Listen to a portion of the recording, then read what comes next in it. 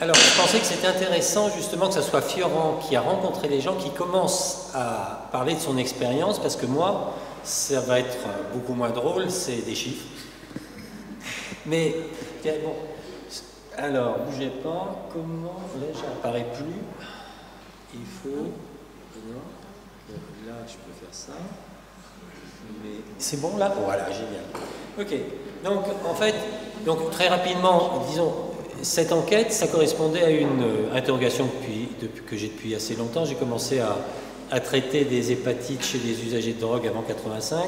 J'ai vécu l'épidémie de sida, et puis j'ai eu l'impression qu'il y avait eu des bouleversements profonds avec l'épidémie de sida et avec les traitements de substitution qui ont profondément transformé les choses. Et j'ai conduit un certain nombre d'études pendant des années.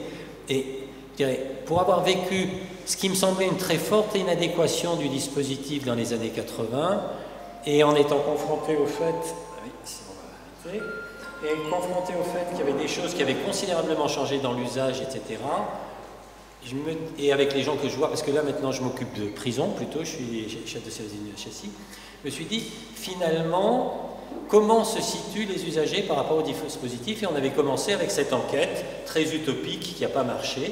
Mais quand même, l'intéressant, c'est que malgré tout, vous allez voir, ce qu'on a eu dans cette enquête, il y avait des réponses qui étaient cohérentes et qui ont la même cohérence que quand on fait de la RDRS, comme on l'a eu. Alors, je vais passer. Donc, d'abord, quantification des usagers. Alors, je dirais que le problème des usagers, je vais passer rapidement, mais je dirais que simplement, si on prend l'évaluation qui a été faite par l'OFDT en 2006, avec les différentes techniques, c'est une remarquable, je dirais, analyse critique un petit peu des évaluations, c'est en ligne, et donc on arrive à une conclusion, c'est qu'il y a une fourchette de 144 000 à 367 000 usagers. Donc en gros, et puis après on dit, ben, il y a un consensus d'experts qui nous dit qu'on peut être entre 210 et 250 000. Et puis bon, je dis simplement, j'avais fait une étude sur la circulation des usagers de drogue qui a injecté en 89, j'avais 722 enquêtés, je faisais la capture-recapture, suivant ce qu'on prenait pour, je disais, pour faire notre capture-recapture, on pouvait passer de 1500 à 3500 usagers différents. Ok.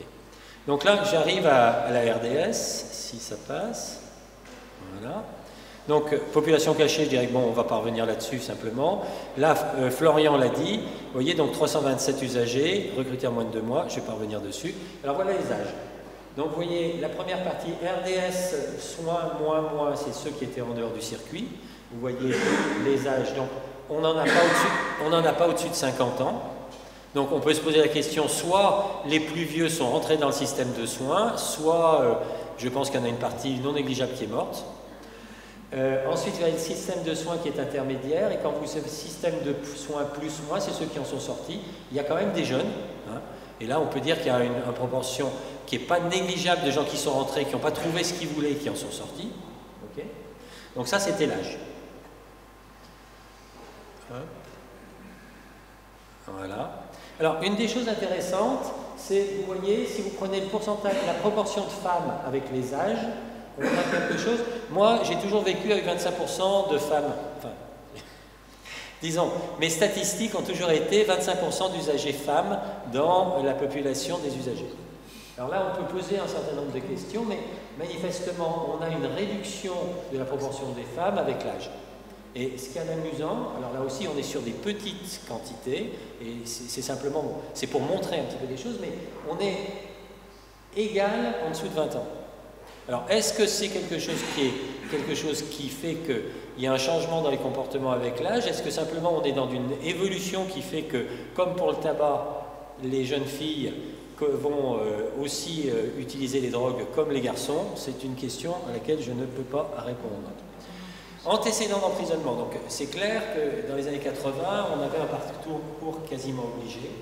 Et là, on s'aperçoit que c'est pas négligeable. On n'en a pas en dessous de 20 ans, mais vous voyez, on a 20-29 ans, il y en a 30% qui sont passés. Et de ma vie en prison, on est dans quelque chose, disons, il y a quand même très longtemps qu'on n'a quasiment plus de problèmes d'emprisonnement pour de la consommation. Donc, la majorité des gens, moi, que je vois en prison, sont des problèmes de délinquance associés, mais pas, ça n'a rien à voir directement avec la drogue. Mais c'est une question qu'on posera. Et vous voyez, on culmine un peu au-dessus de 70% à partir de 50 ans, et ça ne change pas. Donc ça, c'était simplement... ça a un intérêt parce que, disons, vous allez le voir, les éléments des dépistages, des choses comme ça correspond donc les drogues. Alors, une des choses, ce tableau-là qui est intordable, c'est simplement pour vous dire que bon, j'ai fait un certain nombre, disons, d'enquêtes. Donc les premières, c'était les 87, 89 en prison, il y avait 402 usagers. J'avais fait une enquête sur les centres de soins où il y avait 1013 usagers en 89. Ensuite, il y avait une étude multicentrique nationale où il y en avait 275. Et donc, vous voyez, on a des âges qui étaient différents. Et on retrouve ce qu'on a, c'est-à-dire que malgré tout, dans les circuits de soins, il y a eu un vieillissement.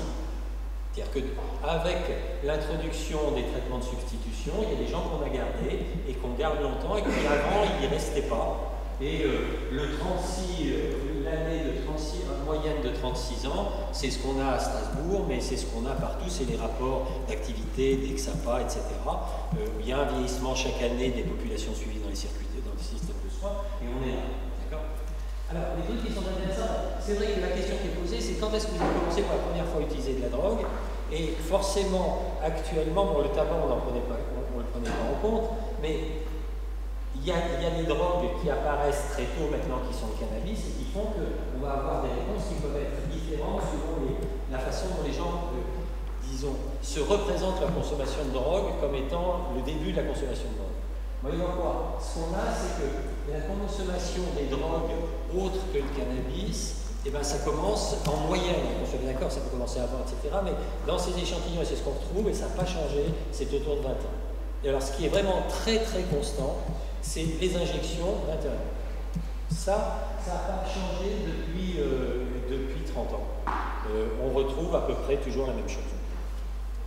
Donc ça, c'était pour montrer que j'avais fait des études. Alors, les produits consommés.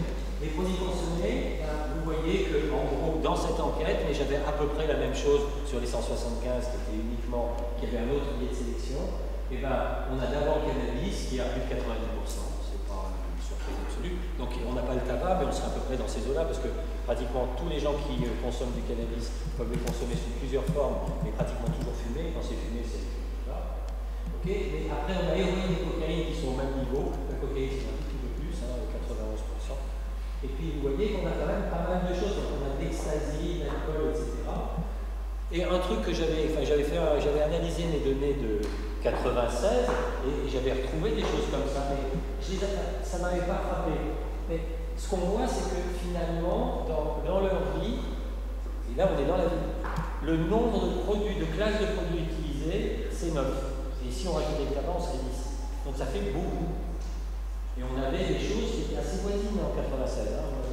Avant, je ne sais pas, parce que j'étais monoproduit, je m'intéressais uniquement à l'héroïne et à la cocaïne, donc je ne faisais pas cette question.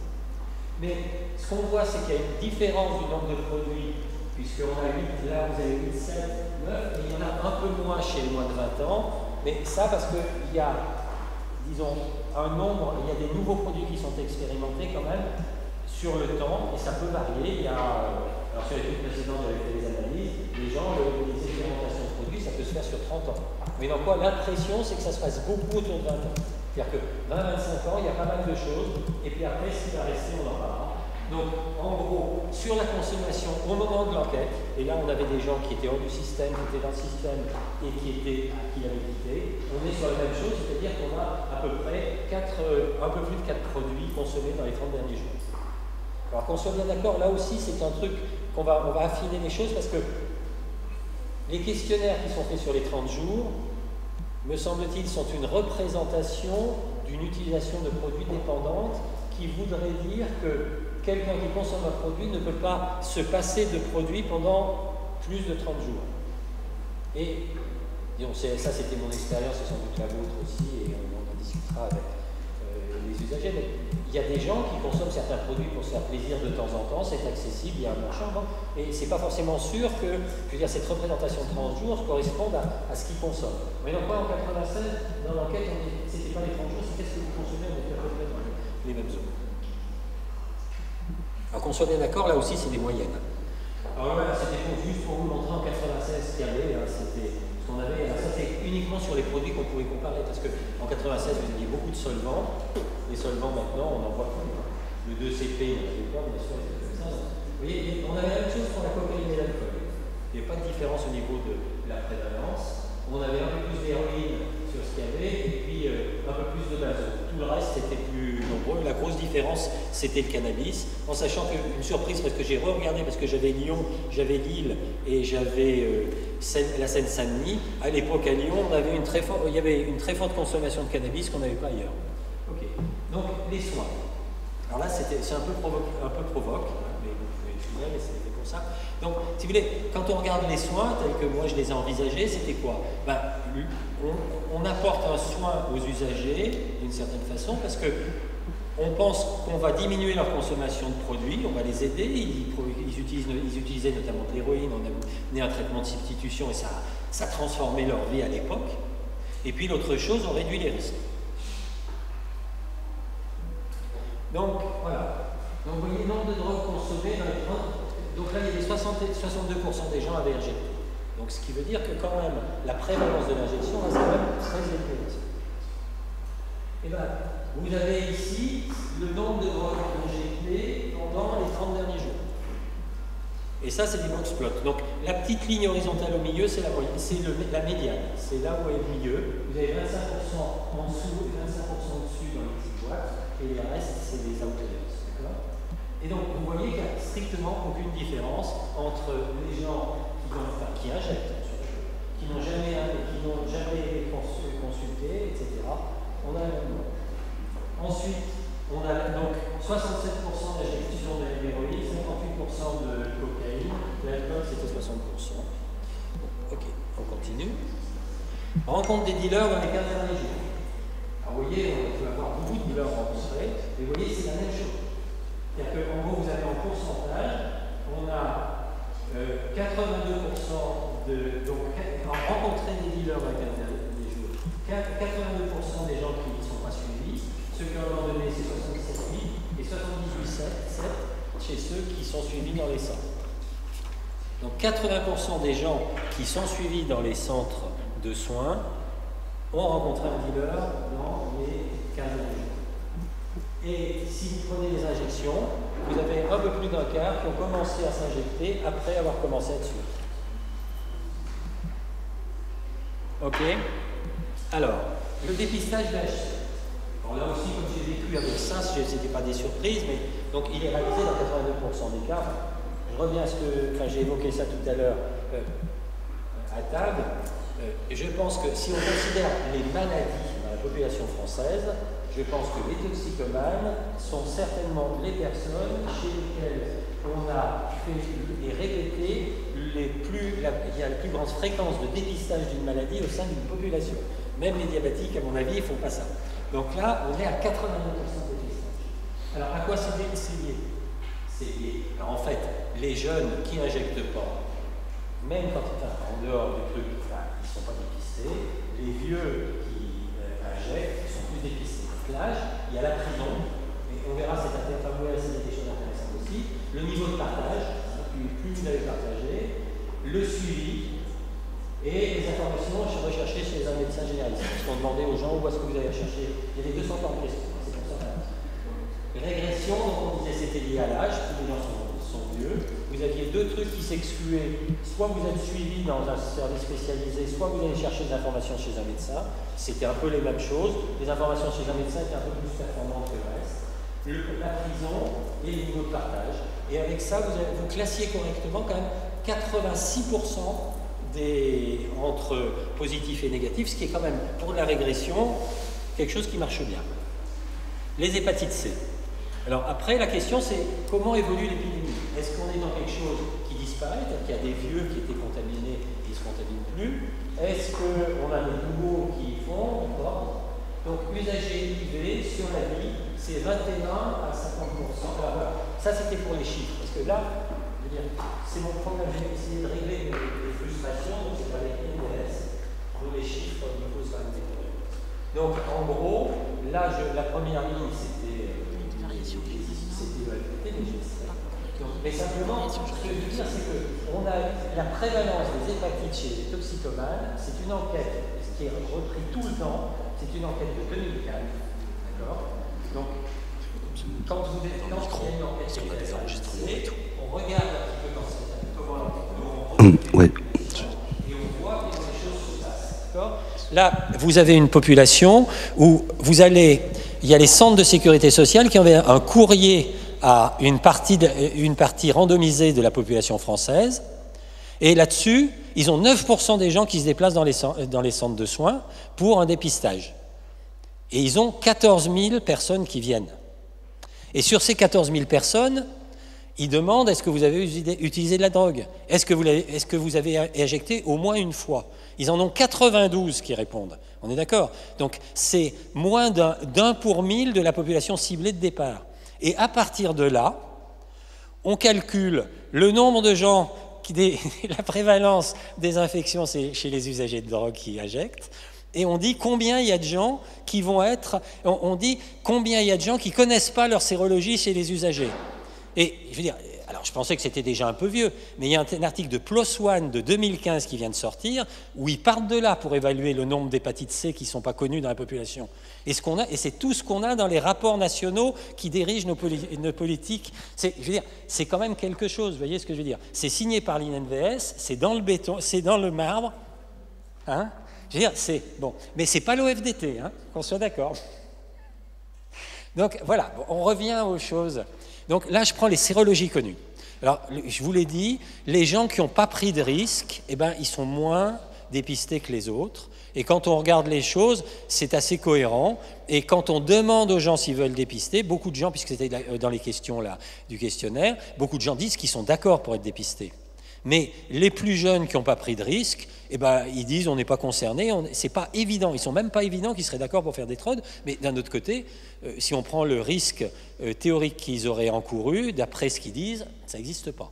Donc là, on ne prend que les sérologies connues. Okay, donc on a, vous voyez, en dessous de 20 ans, on n'en a pas, et ça monte régulièrement. Vous avez 9,5% 20 à 30, 30-40, 19,4, 38,2, 53,3%. Et donc, si on prend la dernière publication Coquelicot de l'INVS, pour Strasbourg, la prévalence chez les usagers de drogue à Strasbourg, c'est 52%. Donc, bon, j'avais la même chose sur l'enquête avec 145, hein, c'est pas... OK. Donc, on ne sait pas bien où ils les prennent. Et vous voyez ce qu'on a là. C'est les trucs nationaux de l'INVS dans leur évaluation. C'est-à-dire que normalement, on a 24% et 31% chez les femmes en dessous de 30 ans. Au-dessus de 40 ans, c'est 90%. Eh ben, je dois dire que j'ai discuté avec pas mal de gens que je connais qui sont dans différents centres. Eh ben, ils n'ont jamais vu ça dans leur population. OK ? Alors, prévalence chez les injecteurs, c'est 57,3. Chez les non-IV, j'en ai eu 2. L'enquête précédente, j'en avais pas. Les 2 IV étaient des gens qui disaient avoir partagé leur paille avec n'importe qui très souvent et l'avoir partagé dans des périodes de manque. Et ça, on le retrouve. Donc, positivité associée à l'âge, niveau de partage de seringues et partage en urgence, ce qui n'est pas totalement une surprise. Donc là aussi, on a un pourcentage de bien classés qui est quand même pas mauvais, de 85%. Alors ça, c'était pour montrer un petit peu comment les gens fonctionnaient et pour vous montrer l'autre chose qui est quand même intéressante, mais ça allait de soi parce que si Fioran a mis des groupes, ces groupes, on les a trouvés à partir... Il y avait 3 semences. Il y avait 2 personnes dans un XAPA et 1 personne de Carude. C'est-à-dire ces 330 personnes très différentes, c'était des gens, des connaissances de plein d'autres personnes. Alors ici, c'était pour montrer les hépatites. Là, vous avez les âges, et en rouge, c'est les hépatites. Donc vous voyez que cette personne a 26 ans, elle a contacté quelqu'un de 21 ans, qui a envoyé une personne de 21, une 41, une de 33, 2 hépatites, une qui n'en avait pas. Celle qui avait une hépatite, eh ben, il y avait beaucoup plus d'hépatites là dans ce groupe, mais vous voyez qu'ensuite, ces gens, ils ressortaient avec des gens qui n'étaient pas d'hépatite. L'autre élément, c'est que ce système de boule de neige, il ne s'arrêtait pas. C'est-à-dire qu'en gros, c'était un truc qui est posé en disant que est-ce que ça va, je veux dire, est-ce qu'à un moment les semences et les réseaux s'arrêtent? Là, ça ne s'arrêtait pas et ça prouve. Alors, ça montre bien qu'on a une communauté, et Fioran n'en a pas parlé, mais il a dit que les gens se rencontraient et ils se connaissaient. Enfin, la personne qui était dans une entreprise et la personne, peut-être pas qui était dans un squat, mais ils se disaient bonjour et ils s'étaient vus. Donc, on a vraiment une communauté. Alors, pour les hépatites, bon, là aussi, pour je dirais, les nouveaux hépatites et ce qu'on ne connaît pas, il y a un truc aussi dans le... toujours dans le dernier papier de l'INVS, bon, je suis un peu... Mais où ils disent, les jeunes ont 3,5 fois plus de chances de se contaminer. Donc, ce n'est pas tout à fait ce qu'on voit. Disons que moi, je reprends ce qu'on avait, la publication australienne qui a été faite il y a une dizaine d'années. Ils avaient suivi une cohorte et ils disaient on a 10% de gens qui se contaminent chaque année nouveaux. Et je pense qu'on est à peu près dans ces jeux-là. C'est-à-dire qu'on a des gens qui prennent des risques et à un moment on va rencontrer, on a chaque fois, chaque année, un petit pourcentage. Et là, vous voyez, regardez, si on fait, alors mais ça en bleu, c'est ce qu'on voit. Et là, alors, c'est de l'extrapolation, on est bien d'accord, mais 14%, 28%, et puis là, on arrive à 42 et 56. L'hypothèse, c'est que malgré tout, l'endémie diminuant, on a un peu moins d'infections chez les récents, mais je serais sur cette idée, c'est que, en fait, il faut beaucoup plus de rencontres, de partage, etc. pour se contaminer qu'autrefois, mais on se contamine et ça mène à la conclusion que, disons, il y a une réduction des risques. Si on considère que la réduction des risques, elle n'a pas forcément beaucoup changé depuis 20 ans, on aurait une contamination, moi aussi je fais mes modèles, d'1,4% par an qui a diminué du fait de la diminution de l'endémie. La projection, une évolution naturelle, c'est une diminution de 10% de l'ensemble, d'accord? Mais si on traite seulement les formes évoluées, je rappelle que malgré tout, 70% des hépatites n'évolueront pas vers une forme significative. Donc il y aura déjà 70% des gens infectés qui ne seront jamais traités, d'accord? Et 30% qu'on va traiter auront plus de 10 ans d'évolution. Ce qui veut dire qu'en gros, la politique actuelle de traitement ne fera quasiment rien sur l'épidémie. Donc... Bon, on va me dire que je suis trop long, on aura raison. Ok, donc en gros, mais je pense que c'est pour le reste, on a discuté beaucoup sur l'accès aux gens qui étaient dans des situations difficiles, on met en place des tas de choses pour aller se déplacer, et en fait, je pense que si on dit qu'on va proposer de payer les gens pour les rencontrer et discuter avec eux, ça ne coûte pas forcément très cher, on fait venir pas mal de gens, et Fioran l'a dit, ils sont heureux de parler de ce qu'ils sont, et pas simplement de ce qu'on attend d'eux. Bon, qu'est-ce que j'ai raconté après ? Je vais passer, mais quand même il y a une ou deux questions. Alors, si, les informations. Donc en fait, les informations, c'est d'abord les amis. C'est quasiment les seules choses qui passaient au-dessus de 60%. C'était valable pour les informations générales, c'était valable aussi pour les drogues. C'était la seule origine qui était supérieure à 50%. Et puis là, il y avait une concurrence avec les généralistes, 55%, mais ce n'est pas parce qu'ils rencontraient des généralistes qu'ils connaissaient des choses de façon précise. Okay ?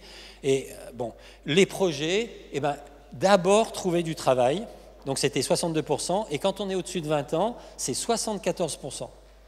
Donc c'est vraiment la chose la principale qui venait, et puis si on était sur la santé, c'était les dents, ce qui n'est pas non plus une surprise si on suit, qui venait à 60%. Les hépatites, ça représentait 12%. Est-ce que j'ai fini ?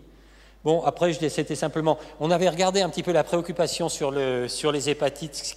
Disons, en gros, les gens, est-ce que vous êtes intéressés par les hépatites ? Donc, est-ce que vous savez s'il y a un traitement qui est efficace ? C'était le premier trimestre 2015, donc on avait quand même beaucoup parlé des hépatites, des nouveaux traitements, etc. Vous voyez qu'en gros, il y a 40% des gens qui savent qu'il y a un traitement. Il y en a à peu près l'équivalent qui pensent qu'il n'y en a pas, et les autres, ils disent, nous, on ne sait pas, parce qu'on ne se sent pas concerné. Mais si... Les gens qui sont positifs, qui ont été dépistés positifs, on passe à 72%, mais pour les autres, c'est 11%. D'accord ? Bon, après, j'arrête là.